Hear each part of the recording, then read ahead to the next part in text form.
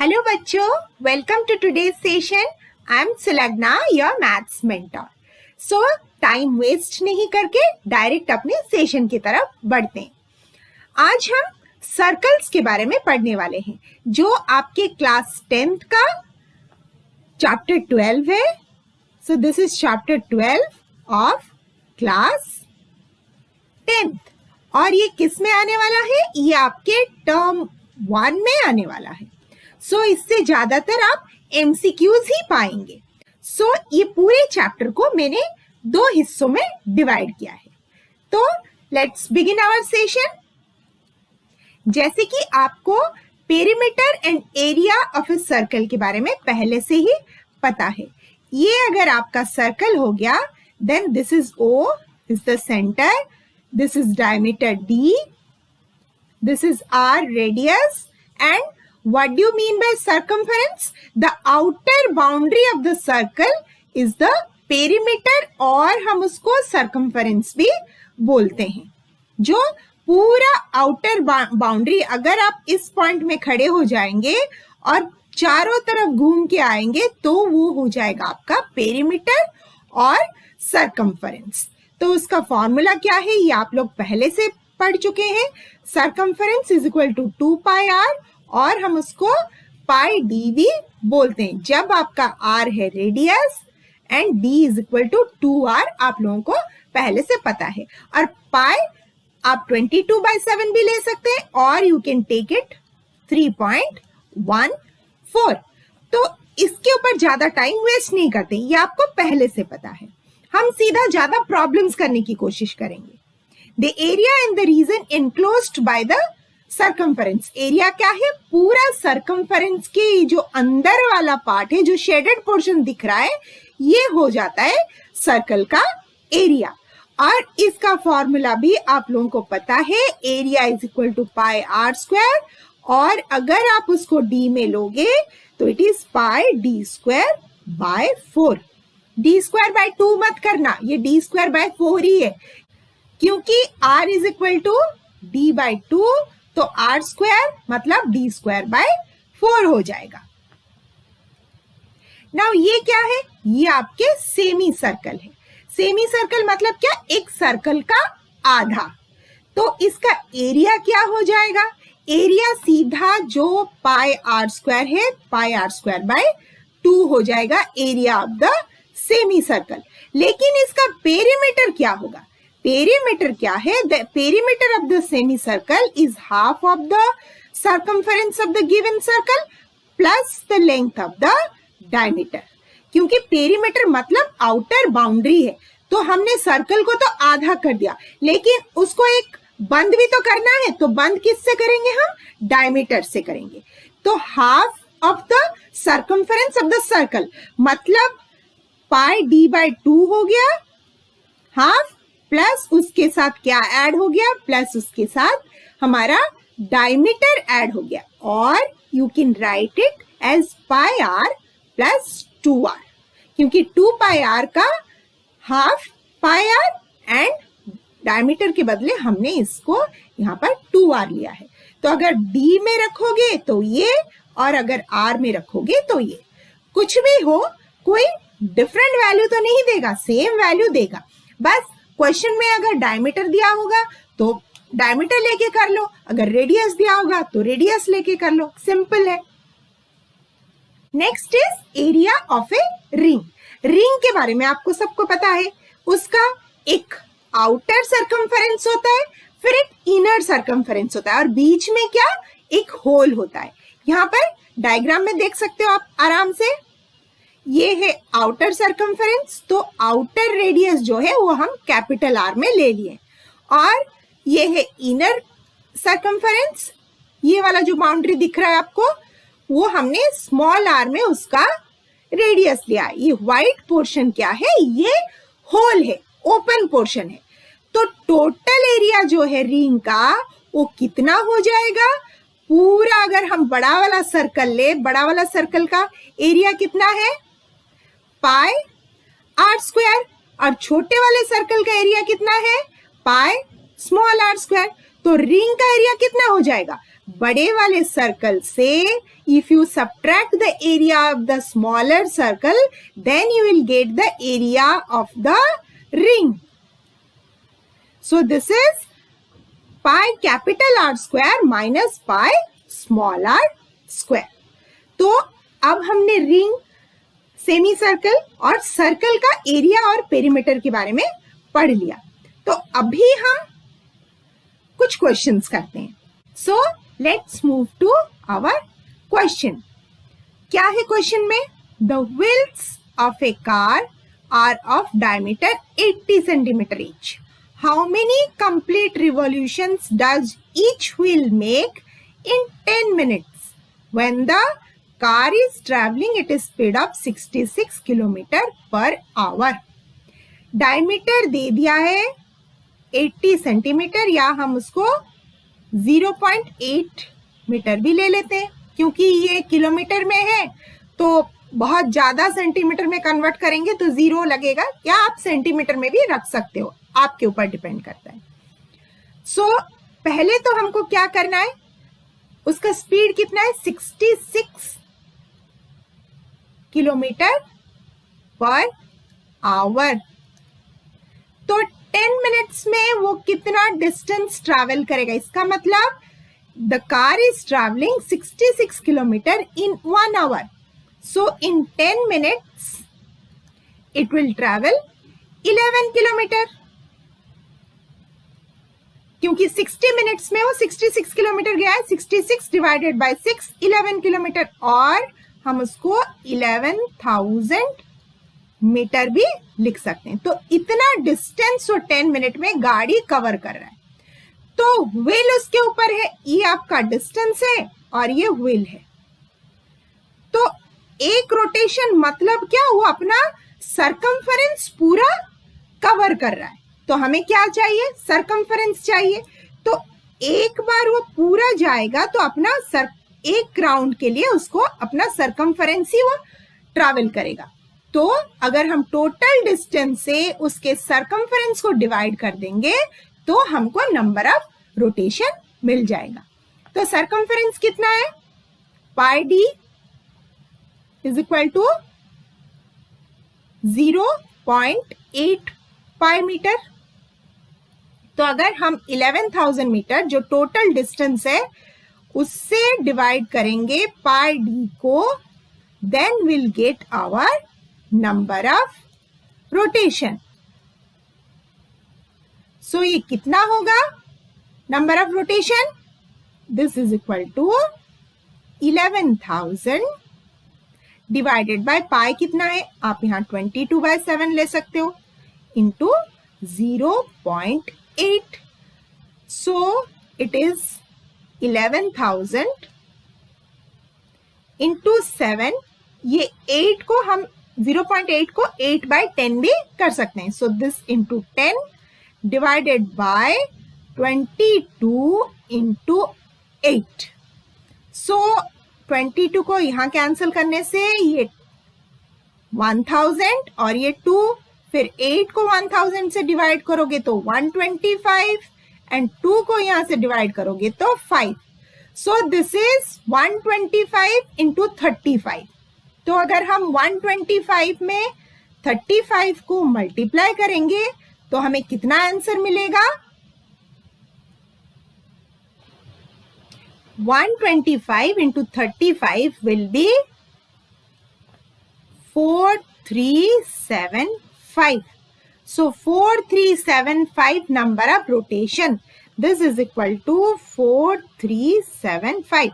Number of rotation अपना 4375 यहाँ पर हो जाएगा. क्लियर? आई होप आप लोगों को समझ में आ रहा होगा और वीडियो अच्छा लग रहा होगा. अगर वीडियो पसंद आ रहा है तो वीडियो को लाइक कीजिए और चैनल को सब्सक्राइब कीजिए और बेल आइकन प्रेस करना मत भूलिए. So now let's move to our next part, that is areas of sector of a circle. पहले तो जानते हैं सेक्टर क्या होता है. The area formed by an arc and the two radii joining the endpoints of the arc is called the sector. तो अगर A B हमारा सेक्टर, ए बी अगर हमारा आर्क है, so A B arc and centre से B तक एक radius और सेंटर से ए तक एक रेडियस। सो एक आर्क और दो रेडियस को मिला के जो पोर्शन हमें मिल रहा है, दैट मीन्स ये वाला हिस्सा जो है, और आउटर साइड भी हम कंसिडर कर सकते हैं, आउटर साइड को भी हम यहाँ पर कंसिडर कर सकते हैं। जो आउटर बड़ा वाला पार्ट है वो होता है हमारा मेजर सेक्टर, और जो छोटा वाला पार्ट है वो होता है माइनर सेक्टर। सो माइनर सेक्टर का एरिया कितना होता है? माइनर सेक्टर क्या है आपको समझ में आ गया? आप पहले भी पढ़ चुके हैं सेक्टर और सेगमेंट के बारे में। The area including angle AOB with point C is called a minor sector. So angle AOB के साथ जब C को हम इंक्लूड करते हैं तो वो बन जाता है हमारा माइनर सेक्टर। तो ये जो एंगल AOB है वो कितना है? उसको हम बोलते हैं angle of minor sector, and this angle equals to theta. तो ये AOB माइनर सेक्टर का एरिया कितना हो जाएगा? Theta by 360 pi are square. This is the area of the minor sector. अब मेजर सेक्टर का क्या है, चलो उसके बारे में देखते हैं। तो ये वाला जो पोर्शन बन गया AOB angle, outer angle of AOB including D is the major sector. The area including AOB with point D is called the major sector. तो ये जो OADB हो गया ये हमारा मेजर सेक्टर बन गया। तो ये एंगल कितना हुआ मेजर सेक्टर का एंगल? जो ये थीटा था यहाँ पर, तो मेजर सेक्टर का एंगल बन गया 360 डिग्री माइनस थीटा। और एरिया ऑफ मेजर सेक्टर क्या है? Pi are square minus area of minor sector. और अगर हम ये थीटा भी यूज करेंगे, क्या था उसका area? Theta by 360 into pi are square. तो थीटा क्या है यहाँ पर? 360 माइनस थीटा। तो 360 बाय 360 पाई आर स्क्वायर एक हो गया, और एक क्या हुआ?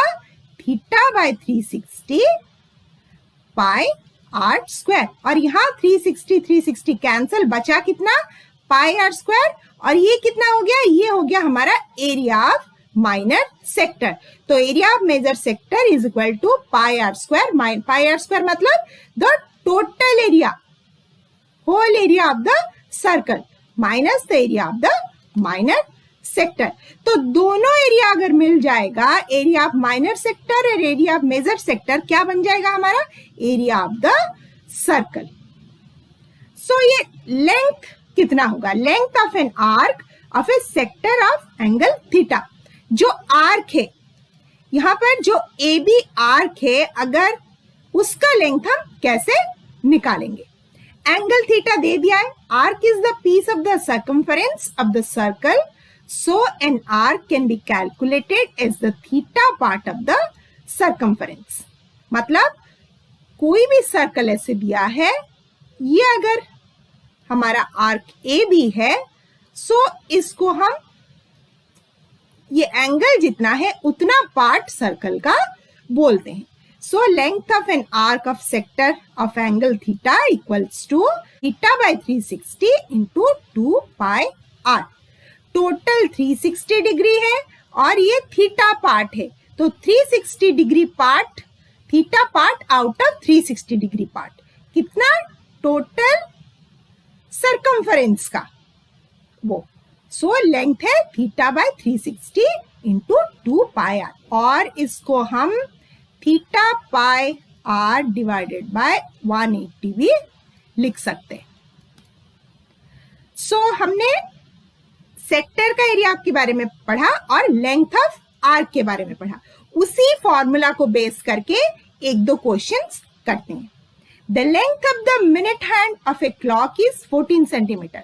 मतलब क्या? आपका रेडियस दे दिया गया है 14 centimeter.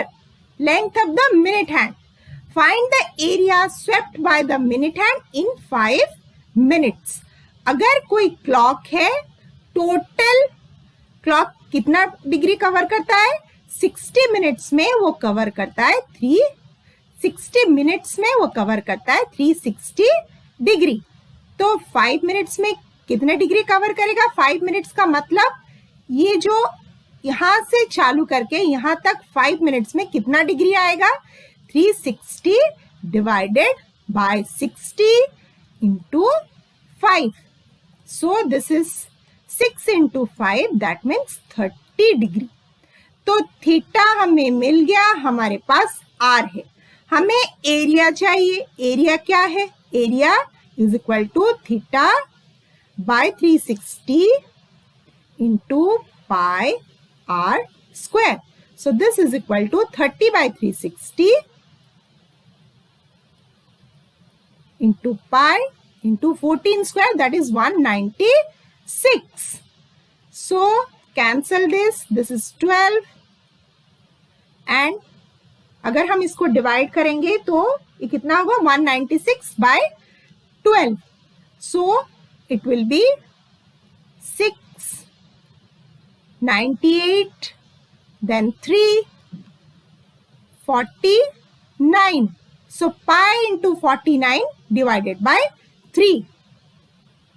Or you can say 22 by 7 into 3 और ऊपर क्या बच गया? 49. तो ये 7 चला गया यहाँ पर. 22 into 7 divided by 3 centimetre square. इसको हम डेसिमल में भी निकाल सकते हैं.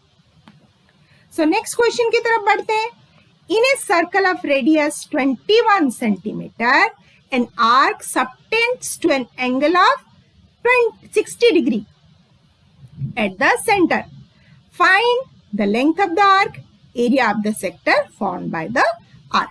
यहाँ पर सीधा ये है आपका आर्क और ये है थीटा. तो लेंथ कितना है? Length of arc is equal to theta by 360 degree into 2 pi r. So this is equal to theta 60 divided by 360 into 2 into 22 by 7 into 21. So this is 3. This is 6. So 6, 2, 3 तीनों cancel हो गए. बचा क्या? सिर्फ 22. तो length हो गया हमारा 22 centimetre length of the arc. Area of the sector formula क्या है? Area is equal to theta by 360 degree into pi are square. So this is again 60 by 360 into 22 by 7 into 21 into 21. So this is 6. This is 3. So 6 here 2. 11. So this is 11 into 21. So 210 and 21 add कर लो. कितना हो गया? 231 centimetre square. ये बन गया हमारा 231 centimetre square जो है area of the arc. 231 centimetre square क्योंकि सेंटीमीटर में है. और 22 सेंटीमीटर हो गया, ये हो गया एरिया ऑफ द सेक्टर. और 22 सेंटीमीटर हो गया लेंथ ऑफ द आर्क. सो जितना पढ़ा हमने, अगर आपको मेजर आर्क का एरिया पूछा होता तो हम क्या उसको करते? पाई आर स्क्वायर माइनस 231. ये हो जाता मेजर आर्क. लेकिन अगर डायरेक्ट आपको पूछा नहीं गया मेजर आर्क या minor arc, then find out minor arc. So I hope आज का सेशन आपको पसंद आया होगा और समझ में भी आया होगा. अगर पसंद आया है और समझ आया है तो प्लीज वीडियो को लाइक कीजिए और चैनल को सब्सक्राइब कीजिए and press the bell icon so that you will get all the notification. Thanks for watching and keep practicing. Work hard and keep studying. Time is really precious. Don't waste your time.